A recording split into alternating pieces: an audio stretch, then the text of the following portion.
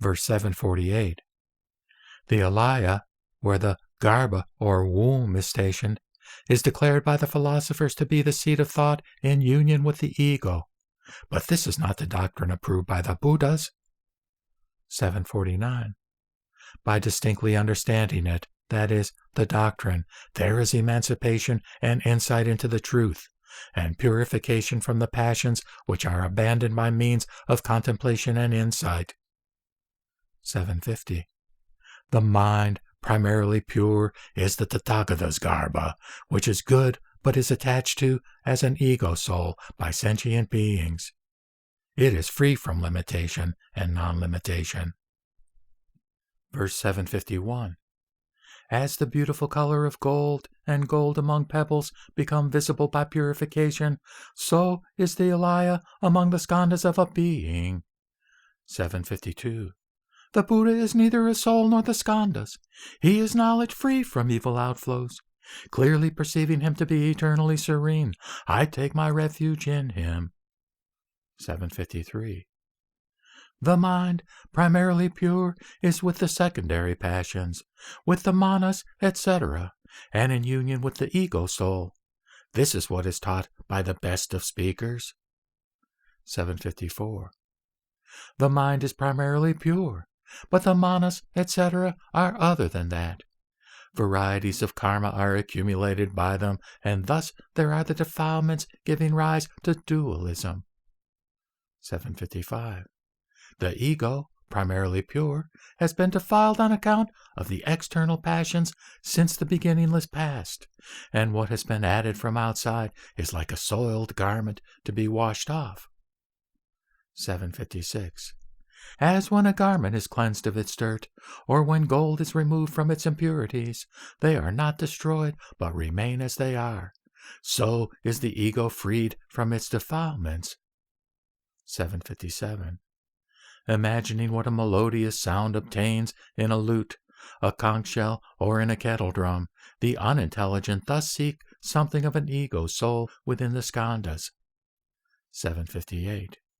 As one tries to find precious stones in the treasure house, or in water, or underneath the ground, where they are invisible, so do they seek a soul in the skandhas. 759. As the unintelligent cannot take hold of a mind and what belongs to it as a group, and their functions which are connected with the skandhas, so they cannot find an ego soul in the skandhas. 760.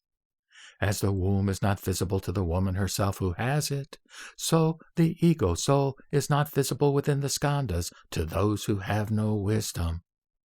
761. Like the essence of the medicinal herb, or like fire in the kindling, those who have no wisdom do not see the ego soul within the skandhas. 762. Trying to find permanency and emptiness in all things, the unenlightened cannot see them. So with the ego soul within the skandhas. 763. When there is no true ego soul, there are no stages, no self-mastery, no psychic faculties, no highest anointing, no excellent samadhis. 764. If a destroyer should come around and say, "If there is an ego, show it to me," a sage would declare, "Show me your own discrimination." 765. Those who hold the theory of non-ego are injurers of the Buddhist doctrines. They are given up to the dualistic views of being and non-being. They are to be ejected by the convocation of the bhikshus and are never to be spoken to. 766. The doctrine of an ego soul shines brilliantly like the rising of the world and fire, wiping away the faults of the philosophers, burning up the forest of egolessness. 767. Molasses, sugar cane, sugar and honey, sour milk, sesame oil and ghee, each has its own taste, but one who has not tasted it will not know what it is. 768. Trying to seek in 5 ways for an ego soul in the accumulation of the skandhas, the unintelligent fail to see it, but the wise, seeing it, are liberated. 769. By means of illustrations furnished by the sciences, etc., the mind is not accurately determined. As to the meaning contained in it, how can one accurately determine it? 770. Things are differentiated, but the mind is one. This is not perceived. The theorizers imagine it to be causeless and not functioning, which is a mistake. 771. When the yogin reflects upon the mind, he does not see the mind in the mind. An insight comes forth from the perceived, that is, the world. Whence is the rising of this perceived world?